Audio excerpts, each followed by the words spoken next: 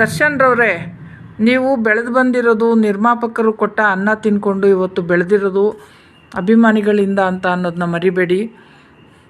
ಅವತ್ತು ರಾಜಣ್ಣವರು ನಿರ್ಮಾಪಕನನ್ನು ಅನ್ನದಾತ ಅಂತ ಕರೆದ್ರು, ಆದರೆ ನೀವು ಇವತ್ತು ತಗಡು ಅಂತ ಕರೆದು ನಿಮ್ಮ ತಗಡು ಬುದ್ಧಿ ತೋರಿಸಿದ್ದೀರಿ.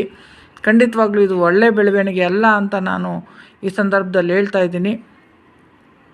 ನಮ್ಮ ಗೌಡತಿಯರ ಸೇನೆ ಇದನ್ನು ಖಂಡಿಸುತ್ತೆ.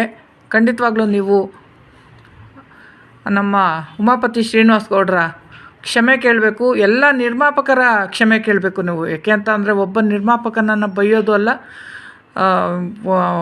ಎಲ್ಲರೂ ಬೈದ ಹಾಗೆ ಇದು ಅಂತ ಅಂದ್ಬಿಟ್ಟು ನಾನು ಮಾತ್ರ ಅಂದ್ಕೊಂಡಿದ್ದೀನಿ. ಖಂಡಿತವಾಗ್ಲೂ ನೀವು ಕ್ಷಮೆ ಕೇಳಬೇಕು ಅಂತ ಅಂದ್ಬಿಟ್ಟು ದರ್ಶನ್ ಅವ್ರನ್ನ ನಾನು ಆಗ್ರಹಿಸ್ತಾ ಇದ್ದೀನಿ. ದರ್ಶನ್ರವರೇ, ನೀವು ಬೆಳೆದು ಬಂದಿರೋದು ನಿರ್ಮಾಪಕರು ಕೊಟ್ಟ ಅನ್ನ ತಿನ್ಕೊಂಡು ಇವತ್ತು ಬೆಳೆದಿರೋದು ಅಭಿಮಾನಿಗಳಿಂದ ಅಂತ ಅನ್ನೋದನ್ನ ಮರಿಬೇಡಿ. ಅವತ್ತು ರಾಜಣ್ಣವರು ನಿರ್ಮಾಪಕನನ್ನು ಅನ್ನದಾತ ಅಂತ ಕರೆದ್ರು, ಆದರೆ ನೀವು ಇವತ್ತು ತಗಡು ಅಂತ ಕರೆದು ನಿಮ್ಮ ತಗಡು ಬುದ್ಧಿ ತೋರಿಸಿದ್ದೀರಿ. ಖಂಡಿತವಾಗ್ಲೂ ಇದು ಒಳ್ಳೆಯ ಬೆಳವಣಿಗೆ ಅಲ್ಲ ಅಂತ ನಾನು ಈ ಸಂದರ್ಭದಲ್ಲಿ ಹೇಳ್ತಾ ಇದ್ದೀನಿ. ನಮ್ಮ ಗೌಡತಿಯರ ಸೇನೆ ಇದನ್ನು ಖಂಡಿಸುತ್ತೆ. ಖಂಡಿತವಾಗ್ಲೂ ನೀವು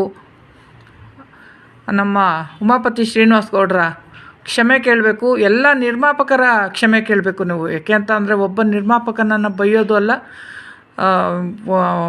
ಎಲ್ಲರೂ ಬೈದ ಹಾಗೆ ಇದು ಅಂತ ಅಂದ್ಬಿಟ್ಟು ನಾನು ಮಾತ್ರ ಅಂದ್ಕೊಂಡಿದ್ದೀನಿ. ಖಂಡಿತವಾಗ್ಲೂ ನೀವು ಕ್ಷಮೆ ಕೇಳಬೇಕು ಅಂತ ಅಂದ್ಬಿಟ್ಟು ದರ್ಶನ್ ಅವ್ರನ್ನ ನಾನು ಆಗ್ರಹಿಸ್ತಾ ಇದ್ದೀನಿ. SS TV ಸಿನಿಮಾ ಜಗತ್ತಿನ ಕ್ಷಣ ಕ್ಷಣದ ಸುದ್ದಿಯೊಂದಿಗೆ.